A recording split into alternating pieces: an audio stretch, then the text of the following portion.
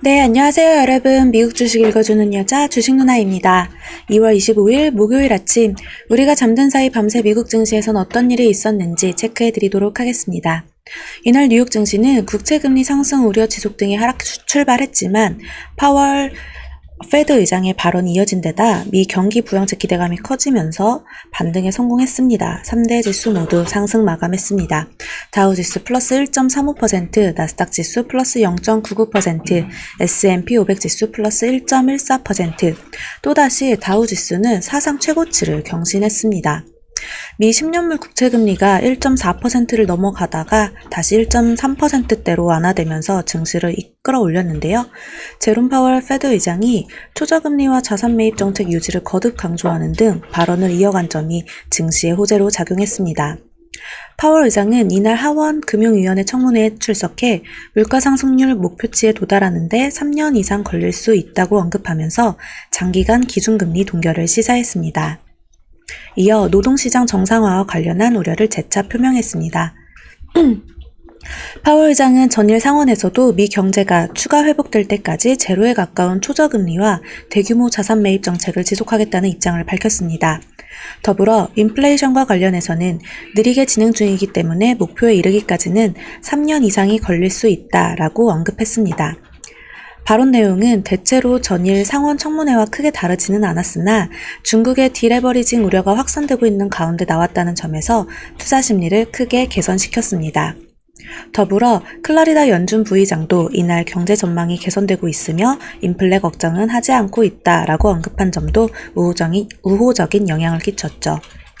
그리고 미국 경기 부양책 기대감이 지속되고 있는 점도 증시에 긍정적으로 작용되고 있습니다. 바이든 미 대통령이 주도하는 1조 9천억 달러 규모의 경기 부양안에 대한 기대가 커지고 있는 가운데 민주당 낸시 펠로시 하원의장은 하원이 추가 부양안 통과를 목표로 움직이겠다고 밝혔습니다.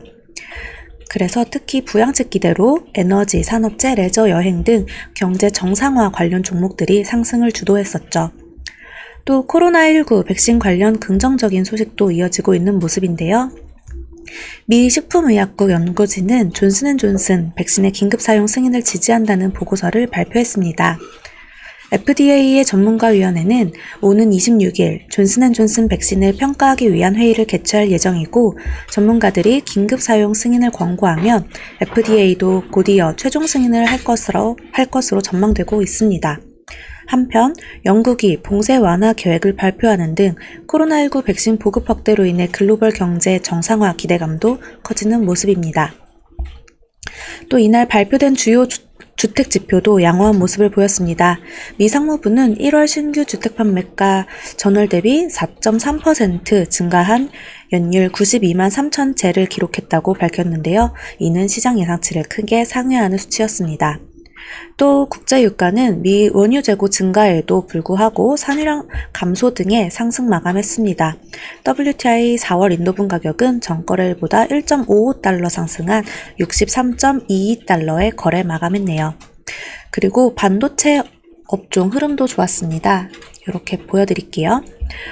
웨스턴 디지털은 반도체 가격 상승을 이유로 목표 주가 상향 조정된 데 힘입어 5.03% 상승했습니다. 마이크론은 자율주행 자동차 안전 관련 저전력 메모리 출시를 했다라는 소식으로 4.86% 상승했죠. 여기에 바이든 행정부의 반도체 공급망 관련 조사에 대한 행정명령 임박 소식이 전해지자 AMAT 5.94%, 램리서치 6.09%, 그리고 인텔 3.39% 모두 상승했고 필라델피아 반도체 지수 역시 3.24% 상승하는 모습이었습니다. 그리고 또 강했던 흐름들 체크해보면요. 역시나 여행 관련주, 항공주 상승 흐름을 계속해서 이어가고 있습니다. 크루즈 관련주들 연이어서 지금 급등하는 모습이고요. 항공주들도 좋죠. 그리고 또 보잉은 기체 결함이 레이시온이 제작한 엔진의 피로 때문이라는 소식이 전해지면서 8% 넘게 급등했습니다. 또 이렇게 은행주들도 한번 체크해보면요. 파월이 이제 인플레이션 압력이 크지 않다고 언급했으나 이제 경제 전망과 관련해서 또 긍정적인 언급은 결국 금리 상승을 이끌 것이라는 점이 좀 부각되자 이 JP 모건, BOA 등 금융주도 역시나 여전히 강세를 보이고 있는 흐름입니다. 부양책 기대감도 있고요. 또 존슨앤존슨 코로나 백신이 긴급 승인 임박 소식에 강세를 나타냈고 그에 따라서 여행 업종, 레저, 국제 유가 급등에 따라서 또 이렇게 유가 관련주들, 석유 화학주들 다 큰 폭의 상승 이어가고 있는 모습 체크하실 수 있을 겁니다. 이렇게 미국에서도 강했던 섹터들 보면요. 늘 제가 요즘 며칠 동안 강조드린 여행, 항공, 석유화학 관련주 계속 흐름이 좋습니다. 한국장에서도 여전히 흐름이 강했었죠. 오늘도 이쪽 섹터는 계속 눈여겨보시면 어떨까 싶네요. 물론 반도체도 마찬가지고요. 어제 같은 폭락장에서도 우리나라 삼성전자랑 SK하이닉스 매우 견고했습니다.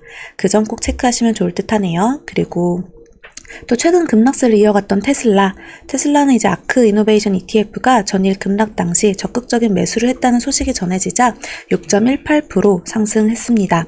그리고 또 다른 전기차 관련주들 여기 니오, GM, 포드 모두 다시 상승 추세 만들어냈죠.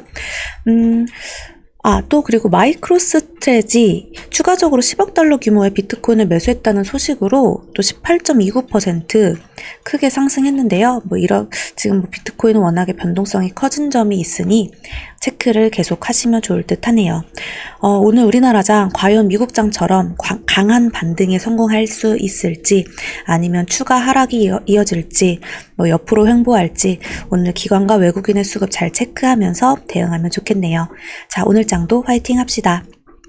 영상 재미있게 봐주신 분들 구독과 좋아요 그리고 알람 설정 댓글도 많이 부탁드릴게요. 이상 주식 알려주는 여자 주식누나였습니다. 또 만나요.